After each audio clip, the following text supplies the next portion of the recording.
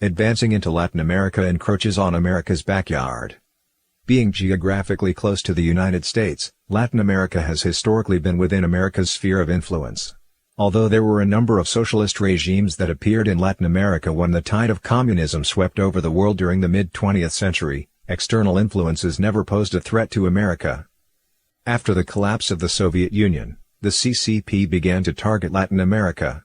Under the banner of South-to-South cooperation, it started engaging in an all-of-society infiltration of the region, penetrating into areas like economy, trade, military, diplomacy, culture, and the like. The governments of many Latin American countries, like Venezuela, Cuba, Ecuador, and Bolivia, were already hostile toward America, and the CCP made full use of this when it extended its tentacles across the ocean, further aggravating the tensions these nations had with America and heightening their anti-American stance. On one hand, this would weaken the advantage the United States had in the region. On the other hand, the CCP could freely operate in America's backyard, support the socialist regimes in Latin America, and thus lay the groundwork for long-term confrontation with the United States. It is no exaggeration to say that the CCP's infiltration and influence in Latin America have far exceeded what the Soviet Union had achieved in the past. First, the CCP used foreign trade and investment to expand its influence in Latin America. According to a report from the Brookings Institution, a U.S.-based think tank, in 2000, China's trade with Latin America was only $12 billion, but by 2013, it had ballooned to $260 billion, an increase of more than 20 times. Prior to 2008, China's loan commitments didn't exceed $1 billion, but in 2010, it had increased to $37 billion. From 2005 to 2016, China pledged to loan $141 billion to Latin American countries. Today, the loans from China have exceeded those from the World Bank and the Inter-American Development Bank combined. The CCP has also promised that it would provide Latin America with $250 billion of direct investment by 2025 and that bilateral trade between China and Latin America would reach $500 billion. Latin America is currently China's second largest investment target, directly after Asia. For many South American countries, China has dominated foreign trade. The three biggest economies in Latin America, Brazil, Chile, and Peru, have China as their top trading partner. China is the second largest for Argentina, Costa Rica, and Cuba. With highway construction in Ecuador, port projects in Panama, and a planned fiber optic cable running from Chile to China, China's influence throughout Latin America is evident. All the while, the CCP has deployed its state companies to turn Latin America into its resource base, with examples being Baosteel's vast investment in Brazil, and the control Show Gang has over the iron mines in Peru. The CCP has also shown great interest in Ecuador's oil and Venezuela's fuel oil and gold mines. The CCP also invests heavily in Latin American infrastructure.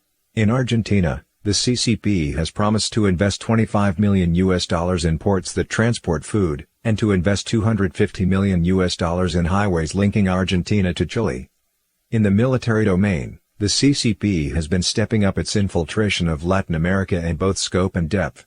A researcher from the U.S.-China Economic and Security Review Commission, Jordan Wilson, found that the CCP has progressed from low-level military sales before 2000 to high-end military sales, reaching $100 million in exports by 2010.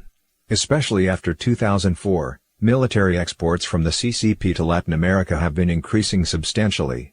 The recipients of these arms sales were all anti-U.S. regimes, such as Venezuela. At the same time, there has also been an increase in military engagements such as education and training exchanges and joint military exercises. At the China-Argentina bilateral summit held in Beijing in 2015, if the agreements between both countries were finalized, they would mark a new phase of military cooperation between the two countries. This included the joint production of advanced, high-end products, including the establishment of the CCP's first space tracking and control station in the southern hemisphere within the borders of Argentina. It also included the sale of Chinese-made fighter aircraft to Argentina, with the total value amounting to between $500 million and $1 billion, exceeding the CCP's total arms exports of $130 million in 2014 across the Latin American region.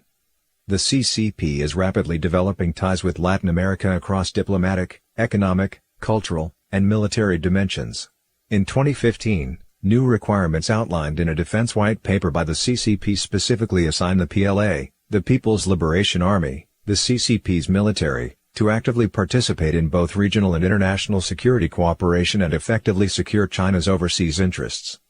On the diplomatic front, due to the CCP's incentives and threats, Panama, Dominica, and El Salvador have chosen to sever diplomatic ties with the Republic of China, Taiwan, and instead embrace the Communist People's Republic of China.